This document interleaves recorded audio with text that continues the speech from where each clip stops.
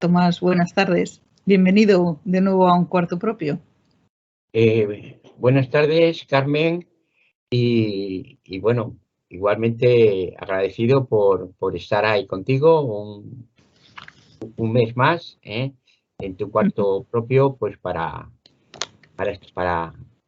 hacer lo que más nos gusta hacer, debatir y comentar libros. Sí, este último mes teníamos encima de nuestro escritorio, ¿verdad? A Yasunari Kawabata, la bailarina de Izu. Sí. ¿Cómo empezamos? ¿Cómo empiezas tú? Bueno, que pues, siempre nos traes un desglose del autor. presentamos un poco al autor. Sí, sí. Yasunari Kawabata nace en el seno de una familia de clase media integrada por los padres y una hermana mayor, y sus primeros años transcurren en Osaka, la tercera ciudad más grande de Japón. En 1903, los hermanos Kawabata quedan huérfanos, siendo Yasunari criado por sus abuelos y su hermana por una tía, a quien solo volvería a ver 10 años después, en 1908. Ese mismo año moriría su abuela, un año después su hermana y su abuelo en mayo de 1914, quedándose sin parientes a los 15 años de edad, hecho que marcó profundamente su personalidad y le hizo un solitario empedernido. La muerte estará muy presente a lo largo de toda su obra. Tras finalizar sus estudios secundarios en 1907, se traslada a Tokio para ingresar a la Universidad Imperial de Tokio, cursando la carrera de literatura de lengua inglesa. Y un año después cambia a la literatura japonesa. En 1934 finaliza sus estudios universitarios y participa de varias revistas literarias de la época, entre ellas Shinshicho Bujeidial, debutando como escritor en 1926 con la publicación que hoy nos ocupa, La bailarina de Izu.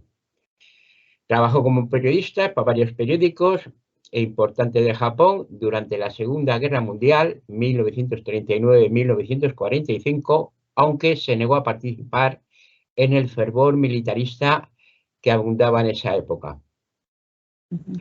En el periodo de posguerra publicó varias de sus mejores novelas: Mil grullas, en 1952, El rumor de la montaña, en 54, El maestro de Go, en 1954 también, La casa de las bellas durmientes, 1961, y País de nieve, 1937. Dicen que es el referente más importante de su literatura, esta novela. Golpeado por la muerte de su amigo y discípulo, fue su mentor, Yukio Mishima, en 1970, y afectado por la enfermedad de Parkinson, Yasunari Kawabata se suicida en circunstancias que aún no están totalmente muy claras, en 1972. En 1968 se convirtió en el primer escritor japonés en recibir el Premio Nobel de Literatura. Hacer mención que el segundo escritor japonés también en recibir el mismo Nobel en 1994 fue Kazaburo Oe. Y la pregunta que le surge a todo lector sobre este aspecto, ¿será Murakami el tercer japonés escritor en recibirlo? Sí, ahí estamos, ¿no? Haciéndonos siempre esa pregunta de Murakami. Pues sí, después de 4 años de haber recibido el Nobel, este escritor se suicida.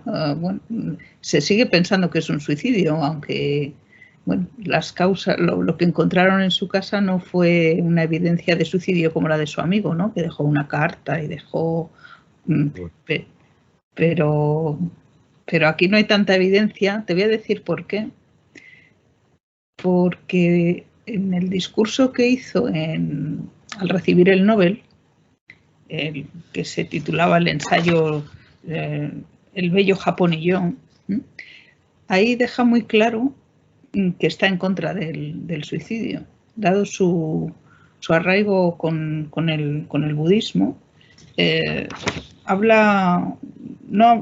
habla bien del suicidio. Por eso es una cosa extraña que se encontrara en su apartamento, bueno, pues un suicidio un poco uso de tan poco romántico, ¿no? Como no haber dejado una carta o haber dejado algún escrito diciendo que lo iba a hacer, ¿no? Simplemente con abrir las llaves del gas de su apartamento se suicidó. Sí. No le dio mucha pompa. Sí, fue un suicidio, ¿no? Muy claramente podría haber sido un descuido, un despiste también, Claro. sí. No como su amigo, Mishima, que ese sí que fue un suicidio trágico, al más puro estilo tradicional japonés. Se hizo el harakiri. Se hizo el harakiri, que es una muerte que parece ser tradicional, técnicamente muy estudiada, porque tiene una forma me explican, muy rara, ¿no? Tiene un nombre y también es muy raro, porque parece ser que en la situación donde ingresan su espada o su sable o lo que sea, no tocan ningún órgano vital. Digo, ya es curioso. Ya es curioso. Sí, pero bueno, lo hacen en un centro energético de nuestro organismo que es fundamental para la supervivencia. Sí. Sí, en el jara. El jara es una parte muy importante dentro de la cultura oriental para tratar las energías sutiles que tenemos en el cuerpo. Es esa parte por debajo del ombligo, ¿no? Sí. Me llamó la atención eso, sí. Bueno, y me cuentas un poco la vida de Yasunari, la obra de este hombre, ¿no? La bailarina de Izu. Este libro de relatos cortos, algunos muy cortos, ¿no? Sí. Y otros más largos. El libro se podría, no, viene dividido en dos partes, ¿no? Parte 1, parte 2, así lo llama. Sí. Yo me quedo con la primera parte. Los relatos de la segunda parte son bastante complejos, Sí. no sé, muy reflexivos, pero sin embargo, sí, los de la primera parte son relatos sumamente interesantes, ¿no? Son relatos, cuentos autobiográficos, ¿no? Y son relatos que te meten te dan a conocer la cultura y las tradiciones japonesas, ¿no? Desde un principio, ¿no? Desde el comienzo prácticamente de la lectura, yo me voy a centrar en dos relatos, La bailarina Izu y Diario de mi 16º cumpleaños. Y desde el primero, de los primeros textos, te encuentras con las casas de té. Y bueno, en principio decir que esta historia se desenvuelve y se desarrolla en la península de Izu, al sur de la isla de Japón. Es famosa por sus baños termales, ¿no? Y desde el principio pues nos mete, por ejemplo, en las casas de té y en su ceremonia, ¿no? Y bueno, nada más comenzar el cuento, ¿no? Y como te invita a la lectura, a meterte, a conocer eso, ¿no? Por el gran ambiente que estás viendo que hay en la novela y tal, pues la ceremonia del té es todo un ritual. evento. ¿Eh? Un ritual. Todo un ritual. Un ritual que dura 4 horas. Que dijéramos, el anfitrión tiene que conocer todos los tipos de tés que hay y todas las formas y maneras de prepararlo, ¿no? Y a la par que eso, tiene que ser persona culta porque tiene que dominar diferentes aspectos de cultura, ¿no? Poesía, arte, bueno, es una pasada. La ceremonia esta, para decir, digo, pues sí, para tomar un té de 4 horas hay que darle eso. También aparece porque constantemente tienes que echar mano de la Wikipedia, ¿no? Yo nunca había oído hablar de el Ryokan. El Ryokan es un alojamiento tradicional japonés que originalmente se creó para hospedar visitantes de estos que iban de paso, como los visitantes que nos ocupan la novela, ¿no? Y hoy se utilizan como hospedajes de lujo, sobre todo pues para esta gente occidental que va a Japón, ¿no? Hay otra palabra también, porque aquí también aparecen 2 o 3 reseñas, ¿no? Cuando él conoce desnuda, la bailarina y todo eso. Los onsen. Yo nunca había oído hablar de los onsen, que se conocen como onsen a las aguas termales y que son de origen volcánico, ¿no? Vemos que Japón está muy invadida por el tema de su suelo es volcánico, ¿no? Son los baños tradicionales, son baños colectivos y se aprovecha el calor natural de estas aguas que proceden de la gran actividad volcánica que hay en la isla. Y bueno, te engancha en ese aspecto, en saber, en el querer conocer más aspectos de la novela. Sí, es que la novela, las novelas de este hombre se escriben desde lo más, de lo más tradicional, pero con una narrativa más moderna, ¿no? Entonces te está metiendo siempre lo tradicional y es algo que va inherente en la cultura japonesa, ¿no? Porque, bueno, yo he tenido la suerte de pasear por algunas calles de Kioto y de Tokio, ¿no? Y estás dentro de lo más moderno del mundo, pero te puedes encontrar una mujer vestida de la manera tradicional paseando por los andenes del metro, ¿no? De Tokio. Entonces, esa tradición que va ahí, siempre está ahí, ¿no? Con la palabra Japón, pero en el caso de la literatura de este hombre, está en cada página lo tradicional. Y mezcla lo tradicional con lo racional y bueno, y dentro de lo tradicional el budismo y el sintoísmo, ¿no? Que está presente en todo el libro, está presente en cada cuento. Sí, sí. Me imagino que efectivamente en todos los hogares del Japón o de esa parte del Japón está presente el altar, que está presidido por Buda, ¿no? El altar y el aceite, ¿no? Hay un capítulo que se llama, ¿no? El aceite, ¿no? Que es eso, un rincón de la casa que está presidido por Buda y, bueno, pues con velas, con inciensos.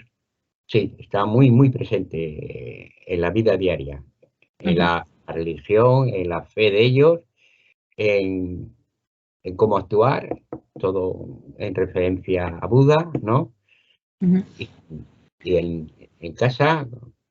Sí, pero tampoco nos olvidemos de esa otra religión que es el sintoísmo, que está muy relacionado con los fenómenos naturales, con los espíritus en la naturaleza, con los fantasmas que habitan los montes, ¿no? Entonces, todo eso mezclado, pues más esas tradiciones y esa cultura de lo sensible, ¿no? Y de la admiración a cada gesto que hay en tu vida, dándole la importancia siempre a ese momento presente, ¿no? de la preparación del té, del acompañar al visitante.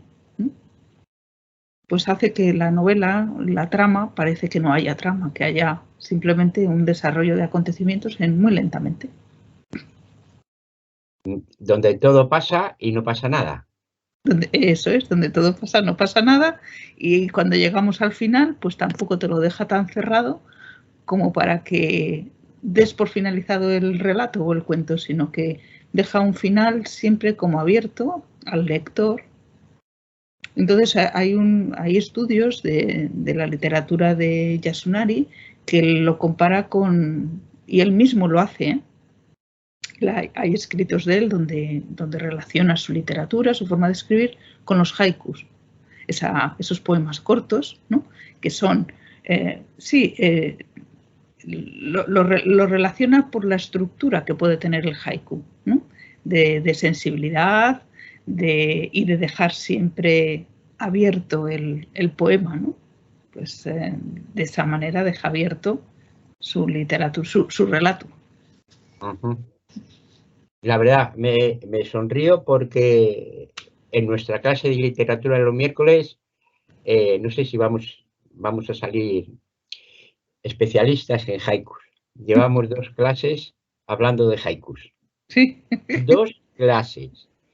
Bueno, yo nos mandó a componer el profesor algún haiku y yo menos mal que tengo, gracias a Dios, alguna amiga que en ese sentido me puede soplar los haikus.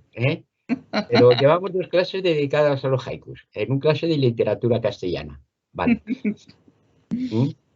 Es difícil, es difícil, es difícil.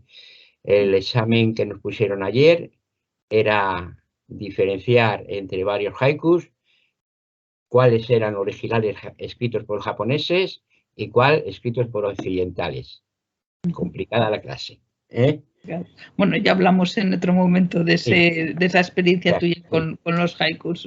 Seguimos sí. con Yasunari. Bueno, del primer texto, del primer relato, La bailarina Izu, bueno, es un cuento basado en episodios de la vida de Kawabata, ¿no? Cuando sale por primera vez de Osaka para recorrer la península de Izu y coincidió en su viaje con unos feriantes, autores, entre los que se encontraba una joven, bella, seductora, bailarina de la que él se enamora. Es la primera experiencia amorosa que él tiene, que él siente, ¿no? Uh-huh. De la joven Kaoru, que toca el tambor y que deslumbra al protagonista por su gracia y su belleza. Bueno, luego cuando la ve desnuda y ve que es una cría, pues ahí sufre una pequeña decepción, ¿no? Pero bueno, la bailarina Izu es la primera obra literaria de Izu, ¿no? De Kawabata. De su lectura y de este viaje, según avanzamos, disfrutamos de los lugares, de los paisajes bonitos, bellos, muy bien descritos, bucólicos paisajes, en una palabra, de los lugareños, de su solidaridad, de su gran acogida, y como te decía al principio, nos introduce en las conversaciones de las casas de té, y bueno, y estamos constantemente detectando pues la belleza, la inocencia y la naturaleza, sobremanera también la naturaleza, que son frecuentes en la novela oriental. Es una lectura sencilla, relajada, donde la he disfrutado un montón, porque te da para soltar la imaginación en todo lo que describe, la forma de la lluvia, el ruido, los caminos, todo. Es de una abundancia descriptiva enorme, ¿eh? Y bueno, te abre las ganas de cuando tengas suerte en la vida y dinero, pues Hacer un viaje, ¿no? hacer unas vacaciones por esa zona y disfrutar de sus baños termales. Ujú. Sí, es que además los paisajes tienen que ser preciosos, ¿verdad? Buah, es por demás. Hay Ujú. ¿eh? Un texto, un relato, ¿no? De una pequeña reseña, ¿no? Porque en la ascensión, las descripciones que hace, cómo la gente se va quedando, las tertulias que trae durante el camino, todo, es maravilloso. Y la frase y la reseña, esta pequeñita, dice: llegamos a la cima de la montaña. La bailarina colocó el tambor sobre el banco en el césped seco y se enjugó la cara con un pañuelo. Comenzó a limpiarse el polvo de las piernas y luego, de pronto, se agachó a mis pies y comenzó a limpiar el dobladillo de mi jacama. Me aparté con un violento estremecimiento y ella se dejó caer de rodillas haciendo un ruido sordo. Limpió el polvo del bajo de mi kimono. Luego soltó el dobladillo. Yo me quedé allí de pie, respirando profundamente. Sí, esas descripciones tan sensitivas, ¿no? Sí, no, es todo, es el disfrute de todo. Es Ujú. unos relatos que se disfruta, muy imaginativos, muy reflexivos, unos para bien, otros para no tan bien, porque el segundo relato, pues ya es un relato más triste, ¿no? Ujú. Sí, sí, está la muerte rondando en todo el relato y bueno, todo ese pesar que está viviendo el protagonista, ¿no? Con la enfermedad y la muerte del abuelo. Ujú. Sí, también es un relato duro. Dice: diario de mi 16º cumpleaños. Bueno, cuenta de una forma estremecedora los últimos años de su abuelo, ¿no? A que él cuidaba, a que asistía en todo.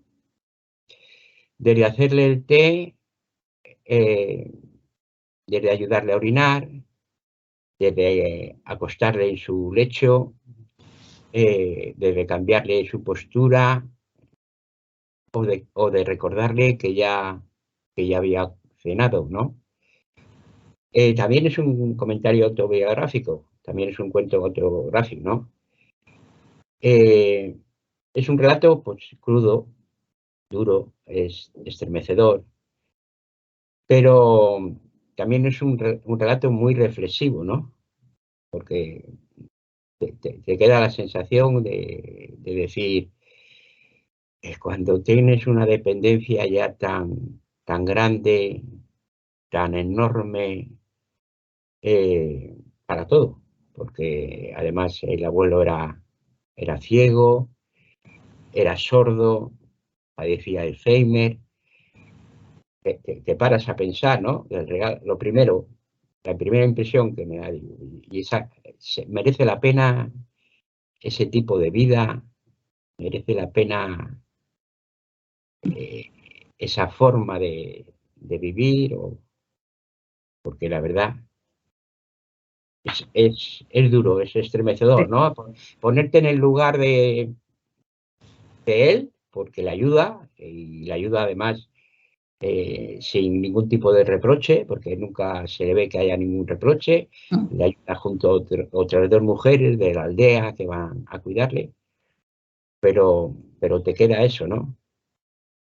Y es curioso cómo transmite ese desagrado hacia a realizar algunas de las tareas para el abuelo, ¿no? Y como en otras ocasiones le molestaba que la vecina estuviera interesada, ¿no? en ayudarle en las tareas con el anciano, ¿no? Y bueno, todo ese, cómo te envuelve en el pensamiento del chaval, ¿no? Del protagonista, cómo te va llevando a esas sensaciones que él va teniendo, ¿no? Incluso de olores te lleva por todos los sentidos en su narrativa. Sí, es un relato, hay una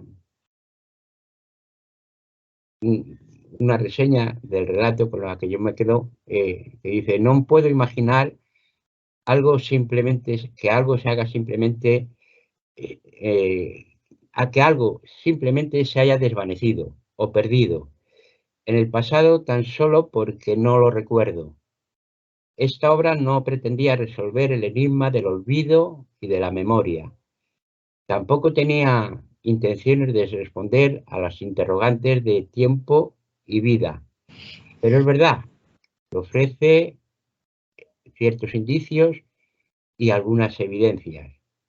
Y luego hay una frase que me llamó la atención también: mi memoria es tan mala que no puedo creer firmemente en ella. A veces pienso que el olvido es una bendición. Sí, porque olvidando no parece que uno siente menos, ¿no? A mí me ha llamado la atención este relato por la cantidad de explicaciones que va dando y además que avisa, ¿no? que hay anotaciones dentro del relato que las hace unos años después, como corrigiéndose el mismo autor dentro de su composición, ¿no? Arreglando frases en las que te las incluye entre corchetes, con aclaraciones, ¿no? A mí me parece una obra, además, para estudiar a este autor bastante interesante, porque tiene de todo. Tiene lo tradicional, con la presencia de elementos budistas y espiritistas, todo ese tema de la enfermedad del abuelo, que cómo lo llevan con ya no solamente no avisando a un médico en teoría convencional, sino preguntando a una medium, ¿no? Sobre el espíritu que le tenía rondando, ¿no? Y que vivía en el cuerpo del abuelo y no le dejaba mejorar su enfermedad. También en esta obra, en este pequeño relato, se percibe esa corriente que creó Kawabata con unos amigos suyos por aquel tiempo, ¿no? En el que se creó el nuevo sensorialismo, que lo llaman el Shinkankaku-ha.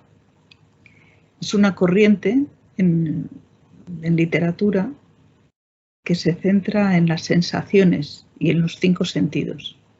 Entonces, hay algunos de los relatos de la segunda parte que son más cortitos, que se perciben menos porque, bueno, al ser más cortos, también se perciben menos esas incidencias de él. Pero en este es magnífico. Como vas leyendo y te vas metiendo ya no solamente en la historia de los personajes, sino en las sensaciones que tienen, en la sensación del olvido, en la sensación de repugnancia, en la sensación de malestar, ¿no? Y te lleva a la sensación. Ya no solamente te transmite la historia de ese señor que se está muriendo y su nieto le está cuidando, ¿no? Eso queda como un adorno, donde incide más es en esa sensación que te quiere transmitir. Y eso forma parte de la esencia de Kawabata y de sus novelas.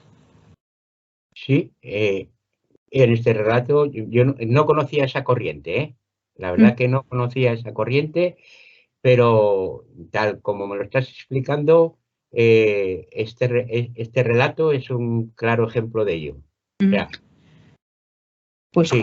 cuentan que hay esas novelas tan importantes en su obra, están impregnadas de esta corriente. Ajá. Entonces Sí, las sí, sí. hace magníficas. Las hace Sí, sí, magníficas. no.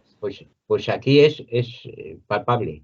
En este cuento, el diario es palpable, porque sí, cada vez que le tiene que poner a orinar, sí, los sentimientos que transmite, las sensaciones que transmite, sí.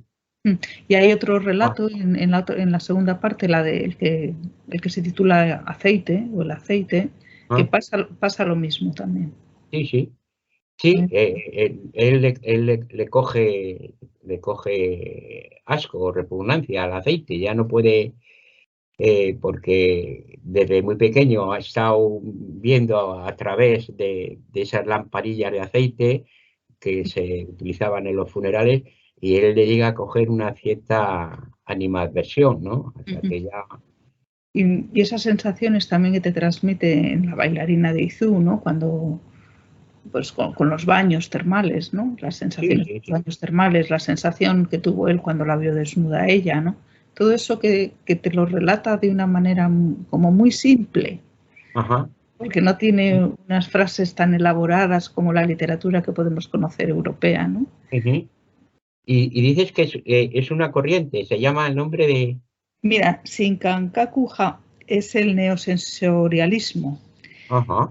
Lo crearon él y otros 4 jóvenes que, bueno, pues en aquella época. Y bueno, pues es clave en la literatura de Kawabata. Es que hay unas pautas que son claves en su literatura, que es la presencia de los elementos budistas y la espiritualidad budista, con algo de sintoísmo por esos espíritus y esos fantasmas y tal. Otra de su base son los amigos que tiene en literatos de la época, que se arropan unos a otros y se ayudan, y esas corrientes de literatura se ven afectadas en la obra de todos. Y luego, por quien está muy influenciado también es por, no sé si has oído hablar de Murasaki Shikibu, la primera novelista. Ah, no. He oído, sí, preparando esto, he leído Bueno, pues alguna referencia, pero no sí, sí. sabes. Bueno, pues mira, te cuento. Murasaki Shikibu, es que el japonés tiene su miga, fue una cortesana del siglo X. Eh, Vivían en Kioto, porque entonces en aquel siglo la capital de Japón era Kioto. Y bueno, pues se la considera la primera novelista de Japón, pero también la primera novelista del mundo, porque es la primera obra que hay con esas componentes de novela, es la que escribe ella.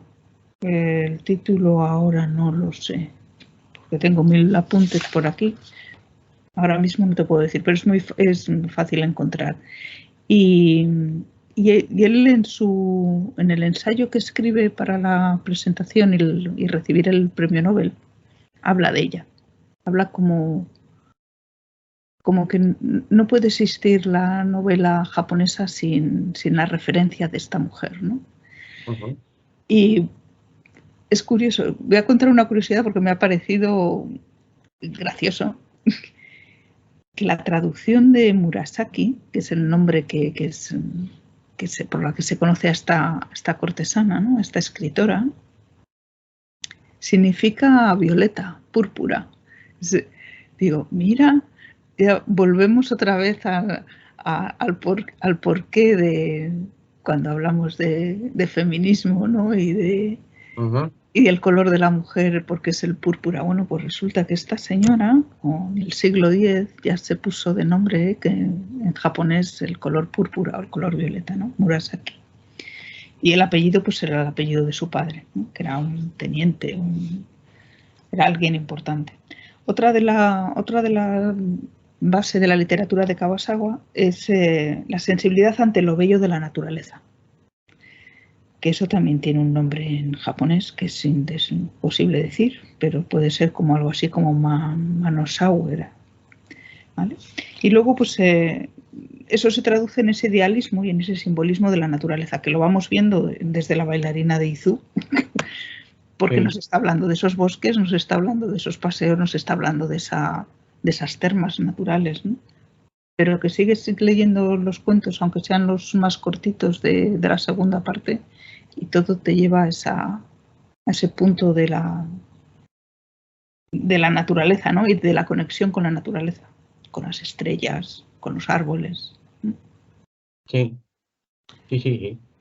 Y bueno, yo leyendo a este autor, que me ha parecido en momentos complicado porque esa falta de trama, como conocemos en la novela más moderna, ¿no? En la novela europea, pero me ha hecho conocer otras cosas, ¿no? Y a mí me parece que leer ese ensayo que tiene escrito en el año 68, El bello Japón y yo, me parece de lo más interesante, porque te desengrana un poco el por qué él escribe así, ¿no?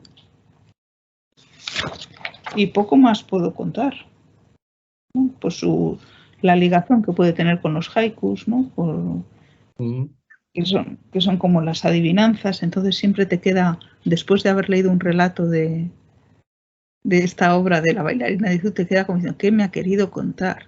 Porque me ha contado una historia de X, de personaje el que sea, pero sí intuyes que detrás de esas cosas tan evidentes o tan extrañas como las puede describir, me está queriendo contar otra cosa. Y en muchos casos yo no lo encuentro. Y eso es lo que se me hace difícil, la literatura. Lo difícil es que desconocemos prácticamente todo efectivamente, de las costumbres, de las tradiciones y de la cultura japonesa. Es que lo desconocemos todo. Tú me acabas de descubrir una corriente literaria basada en sentimientos, en emociones. Bueno, es que Kawabata, no sé quién serán los compañeros en ese movimiento, pero Kawabata en esta novela lo borda. Esa corriente lo borda. Los estudiosos de él, perdona que te diga, cuentan que en cada página, que yo me atrevo a decir más en cada relato de él, están siempre los 5 sentidos. O sea, te pones a leerle y siempre está el olfato, el tacto, el gusto.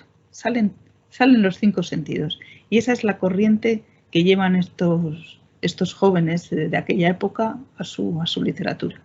Bien, pues eso es una corriente que yo desconocía y creo que prácticamente lo desconoce la mayoría, ¿no? Sí, sí, sí. Se ponga eso y sabiendo esto, ese tipo de que existe, ese tipo de corriente, que se puede investigar cuáles son las características de ese tipo de corriente, quiénes son sus originarios, sus fundadores y tal, y conociendo su literatura, entiendes esto.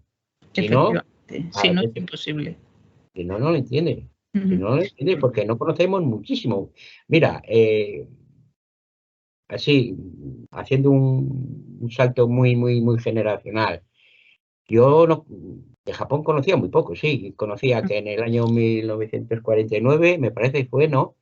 Los americanos tiraron 2 bombas allí, en Hiroshima y Nagasaki, que era una isla y poco más. Pero no conocíamos cómo eran los japoneses y qué forma de ser eran los japoneses, ¿no?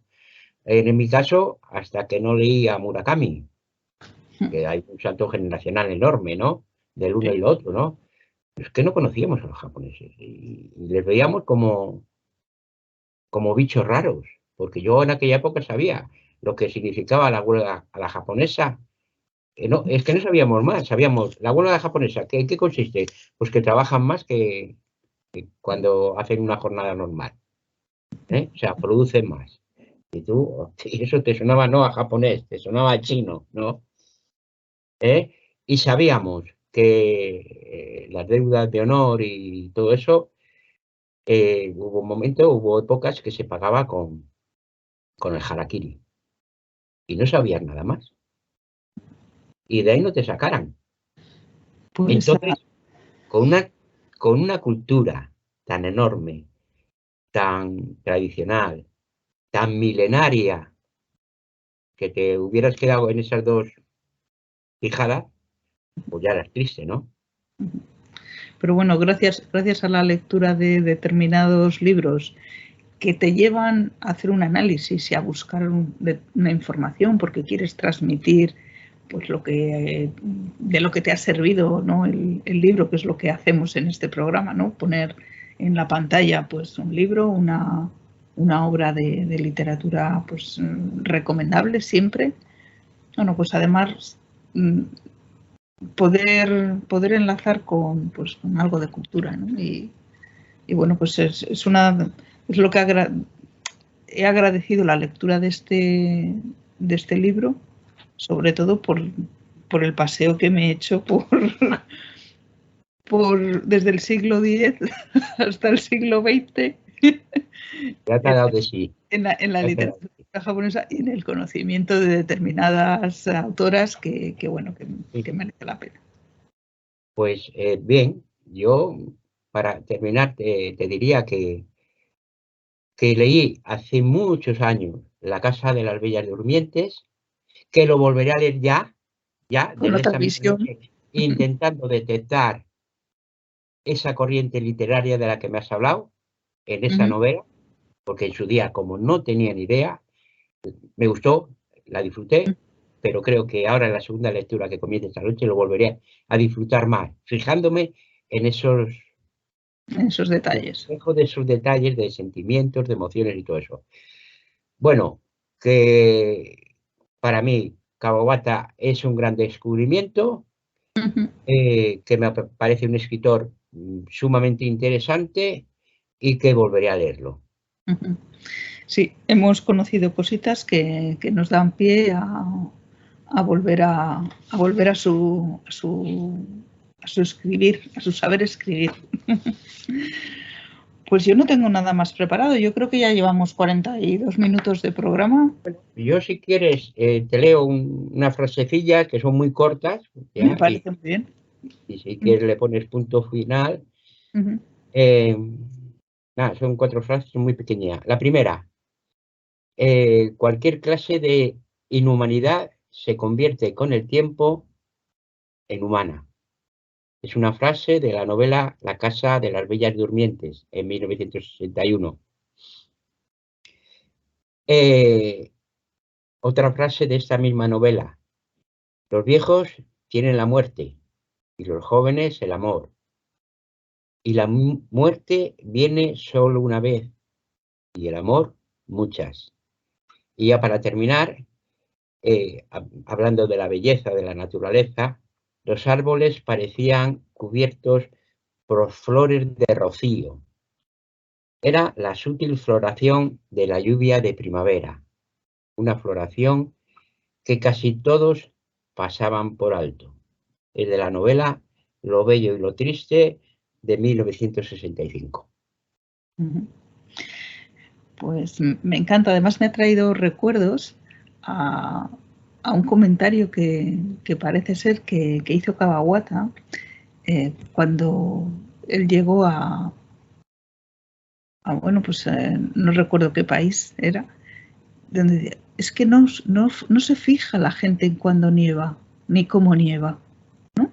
Está nevando y todo el mundo va a lo suyo.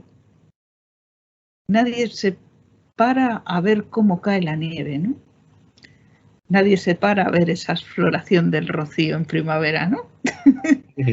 Nos fijamos poco en la naturaleza y ellos se fijan más. Y es una de las de las cosas que tiene esa cultura, que se fijan en unos detalles que los demás pasamos desapercibidos porque lo vemos lo más normal del mundo, que nieva, que granice o que llueva. Sí, en la referencia del título dice lo bello y lo triste. Lo bello puede ser eso, lo que estamos viendo, y lo triste puede ser o bien o que no nos fijamos en ello o no sabemos interpretarlo. Ahí está. pues nada, autor reflexivo, autor para tener en nuestra estantería y poder disfrutarlo con un té en la mano. Bien, es, como he dicho anteriormente, es un escritor muy, muy interesante, con una... A partir de ahora, ya conociendo más de Kawabata, le vamos a leer de diferente manera, porque tanto nosotros, o en mi caso yo, y tanto los espectadores que nos puedan ver, van a conocer de esa corriente, se van a interesar, seguro, por esa corriente y leerán Kawabata de otra forma, de otra manera. Y si es leyéndolo más o menos normalmente ya te hacía un escritor interesante, ahora va a ser mucho más interesante todavía. Sí. Pues nada, te dejamos el programa hasta el próximo mes, que Bueno, nos encontremos pues, por aquí de nuevo. agradecido un mes más y bueno, nos vemos con la próxima lectura, el próximo debate en tu cuarto propio. Sal a la ventana y recréate si puedes ver desde ahí la puesta del sol. A ver lo que me dejan las nubes. O el oleaje del mar Cantábrico. Nos vemos, Tomás. Un abrazo. Un abrazo.